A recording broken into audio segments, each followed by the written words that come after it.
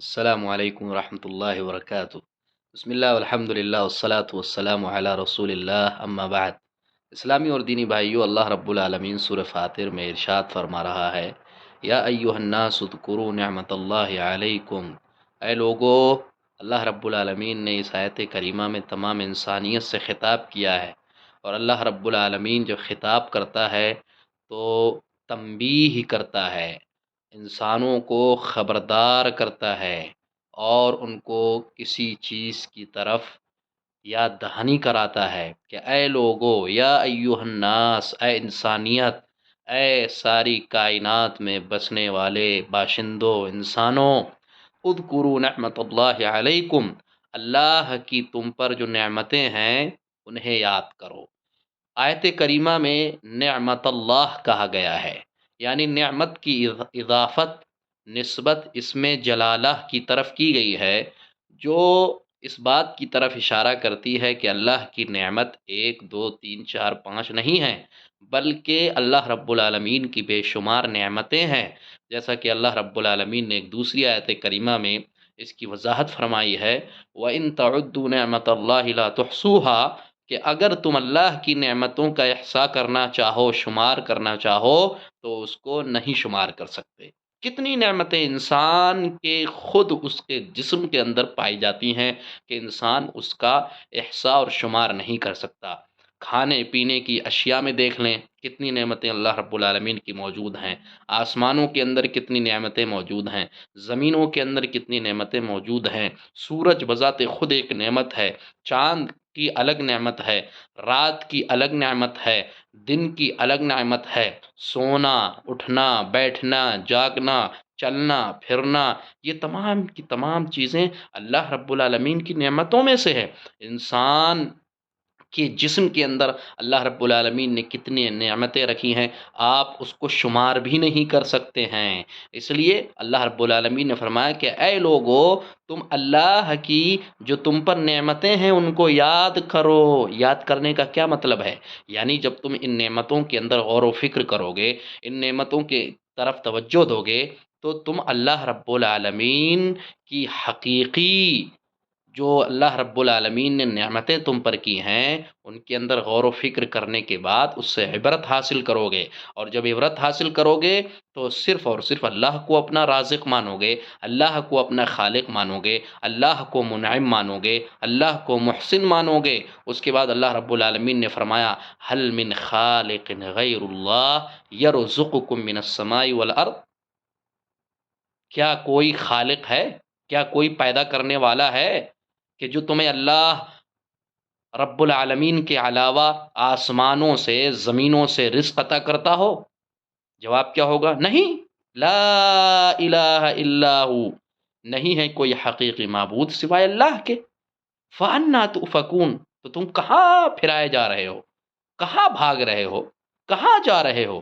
هل من خالق، کیا کوئی خالق ہے غیر اللہ، اللہ کے سوا، اللہ کے علاوہ، یرزقکم من السماء والارض، جو تمہیں آسمانوں سے، زمینوں سے رزق عطا کرتا ہو؟ رزق دو طرح کا ہے، ایک رزق حسی ہے، ایک رزق معنوی ہے۔ عربی میں رزق کے کا جو اصل معنی ہوتا ہے وہ عطا کے ہوتے ہیں، دینے کے ہوتے ہیں، اور رزق حسی کا مطلب روزی، اور رزق معنوی کا مطلب وحی۔ ظاہر سی بات ہے، اللہ رب العالمین نے آسمان سے رزق حسی اور رزق معنوی دونوں دیے ہیں۔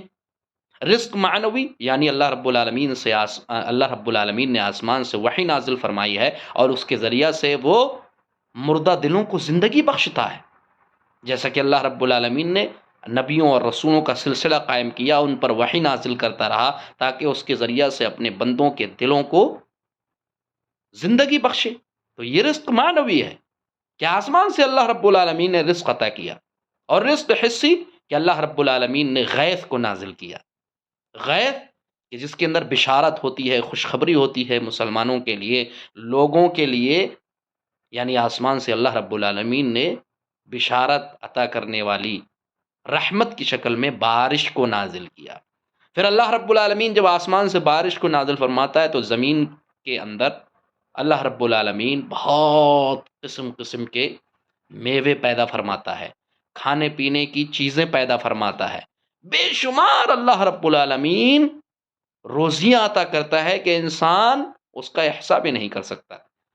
اس کے بعد نتیجہ کیا ہے کہ جب اللہ رب العالمین نے فرمایا کہ نعمتیں ہماری طرف سے ہیں، ہم ہی تمہیں آسمان اور زمین سے رزق عطا کرتے ہیں، تو نتیجہ کیا ہونا چاہیے؟ لا الہ الا ہو، اب حقیقی معبود اللہ ہے، اس کے علاوہ کوئی نہیں ہے۔ سن لیجئے کیوں؟ کہ جب اللہ رب العالمین متفرد ہے، اس کی ذات یکتا ہے، تم پر اپنی نعمتوں کو انڈیل دینے کے سلسلے میں، اسی طرح اللہ رب العالمین کی ذات متفرد ہے، یکتا ہے، فرد ہے، سمد ہے، ہاں، کہ اللہ رب العالمین تمہیں آسمان اور زمین سے رزق عطا کرتا ہے۔ جب ان تمام چیزوں میں اس کی ذات یکتا ہے، تو اب حقیقی معبود جو ہے، جس کی عبادت کی جانی چاہیے، وہ صرف اللہ رب العالمین ہے، اس کے علاوہ کوئی نہیں۔ فَأَنَّىٰ تُؤْفَكُونَ، اللہ رب العالمین نے استفہام ان کی حالت کو بیان کرتے ہوئے فرمایا، استفہام حال ہے، کہ کہاں، کس حالت کی طرف یہ لوگ پھرائے جا رہے ہیں، یعنی کہاں، کون سی حالت ہے کہ جس کی طرف تم پھرائے جا رہے ہو، بھاگے جا رہے ہو، اور تمہیں اس کی طرف کیا ہے، صرف کیا جا رہا ہے۔ تو اللہ رب العالمین نے ہمیں اس آیت کے اندر بہت ساری ہدایتیں عطا کی ہیں۔ پہلی ہدایت کہ نعمتوں پہ اللہ رب العالمین کا ہمیں شکر بجا لانا چاہیے۔ تمام تر نعمتوں جو کچھ اللہ سبحانہ و تعالیٰ نے ہمیں عطا کی ہیں، جو بے شمار ہیں، ہم اس کا احصاء نہیں کر سکتے، ہمیں چاہیے کہ اللہ رب العالمین کا ان تمام نعمتوں پر شکر بجا لائیں۔ دوسری ہدایت آیت کریمہ میں وہ یہ ہے کہ اصل خالق، یعنی حقیقی خالق، جو عدم سے وجود بخشنے والا ہے، وہ اللہ رب العالمین ہے۔ تیسری ہدایت کہ اللہ سبحانہ و تعالیٰ نے ہمیں دو طرح کی روزی عطا کی ہے، دو طرح کا رزق عطا کیا ہے۔ ایک رزق وہ ہے جو دلوں کو زندگی بخشتا ہے، جس کو ہم نور وحی کہتے ہیں، وحی کا نور، وحی کی روشنی، اور دوسرا رزق وہ ہے جو جسموں کو زندگی بخشتا ہے۔ اسی طرح ایک اور ہدایت ہمیں ملتی ہے کہ حقیقی معبود جو ہے وہ صرف اور صرف اللہ رب العالمین ہے، اب اسی کی عبادت کی جانی چاہیے، اور اس کے علاوہ کوئی بھی عبادت کے لائق نہیں ہے۔ اسی طرح ایک اور ہدایت ملتی ہے کہ وہ لوگ جو اللہ سبحانہ و تعالیٰ کی نعمتوں پر شکر نہیں ادا کرتے ہیں، اسی طرح اللہ رب العالمین کو اپنا خالق اور رازق اور پالنہار نہیں مانتے ہیں، تو بے شک وہ بڑی گمراہی میں ہے۔ اللہ رب العالمین سے دعا ہے کہ اللہ رب العالمین ہمیں اس آیت کریمہ میں غور و فکر کرنے کی، اور جو کچھ ہم نے اس میں کہا ہے، اور جو کچھ ہمارے بھائی سن رہے ہیں، ہم تمام مسلمانوں کو صحیح طور پر آیت کریمہ میں غور و فکر کرنے کے بعد عمل کرنے کی توفیق آسانی بخشے۔ السلام علیکم ورحمۃ اللہ وبرکاتہ۔